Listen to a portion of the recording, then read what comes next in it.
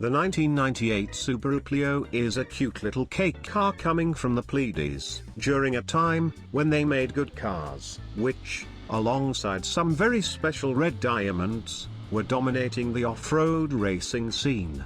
Because this was a cake car, meant they couldn't stick any sort of flat-4 engine, so they had to go with a tried and true i4, but since it was to replace the outgoing Vivio, they opted to slap on a supercharger on it. Because why not? Offered with either front for the light RS, and four-wheel drive for the sporty RM, even though they had the same power plant, and the FWD1 is about 80 kilos lighter, and sportier in every way possible. But who am I to judge?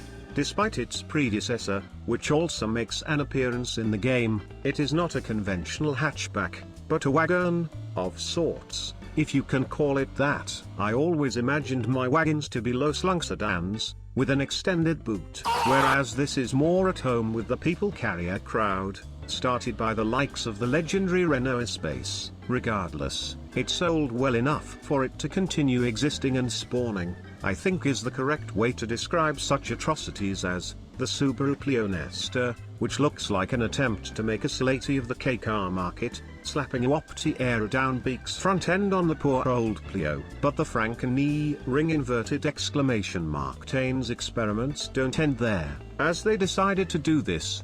Behold, the Pleo Nika, an LPG-powered Pleo, with a Opti Club Sport front end, slightly modified to fit. Maybe it was part of a planned facelift. Would explain a lot, as its later generations, the ones being on sale in current years, have been badged as Daihatsu Miras. With this mockery out of the way, I think it's time we take a look at how this matchbox performs. As noted in the intro, the car in-game has a 7-speed transmission, although not a real CVT, because programming, even though we have a CVT transmissioned car in the Honda logo, but that one didn't come with the option to turn its CVT into a 7-speed manual, so I think we came out on top. It's rather expensive for a cake car, but it being from the new dealership, that can be forgiven. Both the RS and RM trims are available, only difference is the drivetrain, weight and one extra color option on the RM.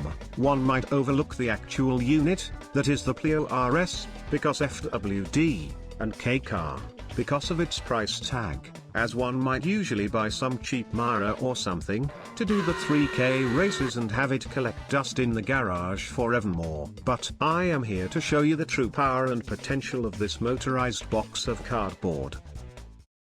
Despite its meager 185 horsepower, and its relatively high weight for a car of its class, the Pleo is very nippy and has a good power band. Coupled to a 7-speed transmission, the only car in the game to have such a monstrosity without the use of cheat, it will most definitely won't run out of speed, when it counts, even if not using a racing transmission. Where it does struggle, is the power department, because like all K cars, it is limited to a stage 2 turbo and overall low power figure of the tiny 663cc Beehive. But, how well does it stack up against the cars that had ran before it? To find out, we've had to stuff someone capable enough to actually bring out its full potential. Some say that he smells with his tongue, like a snake, and that he once starred in an advertisement for hand moisturizer. All we know is that he's called Steve. Just to clarify,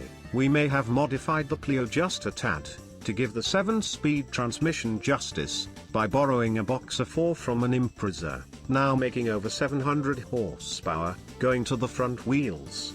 And he's off. You can hear the front tires scream for mercy, as Steve is trying to find an ounce of grip. Brakes early for the carousel. Very tidy.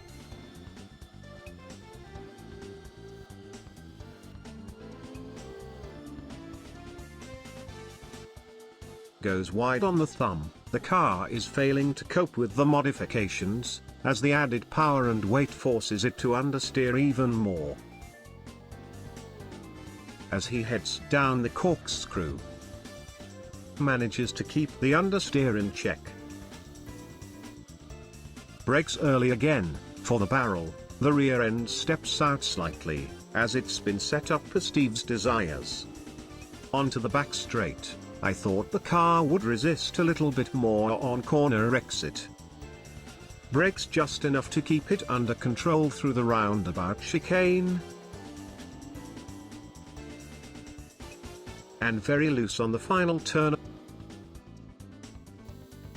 And across the line. The Pleo did the lap in 1 minute 19.014, which puts it firmly in between the Beddar's CTR2 and the GT40 road car. Remember that this car hasn't been built to accommodate such speeds, let alone have any aerodynamic aid. Here is the tune used for the car, as specified by Steve. He noted, during his trial runs, that this car is incredible fun to drive, even on less grippy tires, especially in the rear. It surely won't set the world on fire, but you'll have one hell of a time trying to do so. Broken bar. Maybe that's how pyromaniacs feel? Answers on a postcard. So, to surmise, the Pleo, a very cool, very finicky K car, suffering from lack of power, which can only be amended via editing the memory of the game, and hoping that your Frankenstein monster won't corrupt your saver game. If you're in need of a K car for your next playthrough of GT2,